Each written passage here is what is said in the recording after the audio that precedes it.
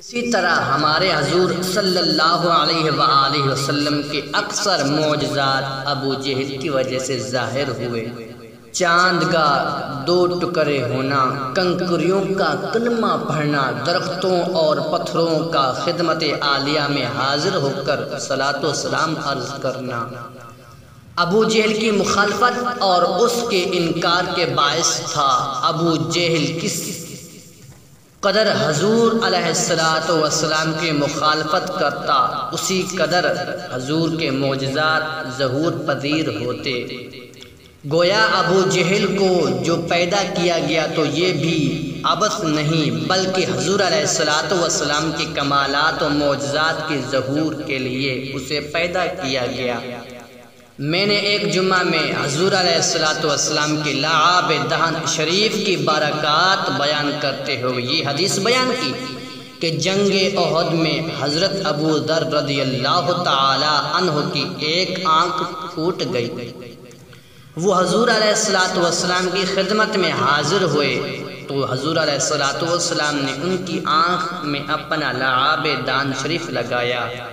فَجَعَلَهُ أَحْسَنَ عَيْنَيْهِ وَأَحَدَّهُمَا نَظْرًا، تو ان کی آنکھ کو پہلی آنکھ سے زیادہ خوبصورت اور روشن کر دیا۔ یہ حدیث سن کر منکرین نے اس حدیث کا انکار کر دیا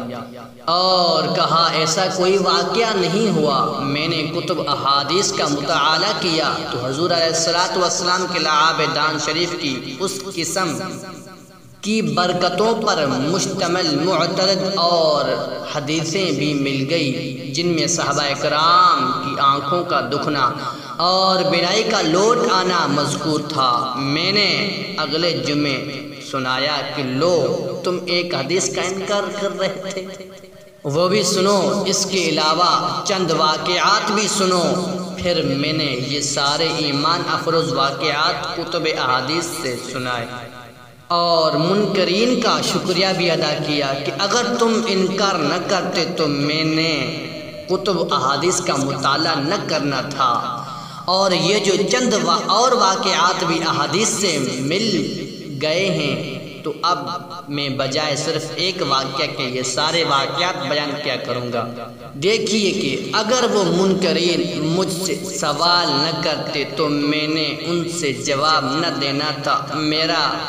مطالعہ نہ کرنا تھا، ان کا سوال کرنا ہی میرے لیے میرے علم کے اندر اضافہ ہونا تھا۔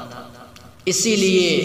فرماتے ہیں ربنا ما خلقت ھذا باطلا، اے ہمارے رب جو تو نے پیدا کیا یہ بیکار نہیں،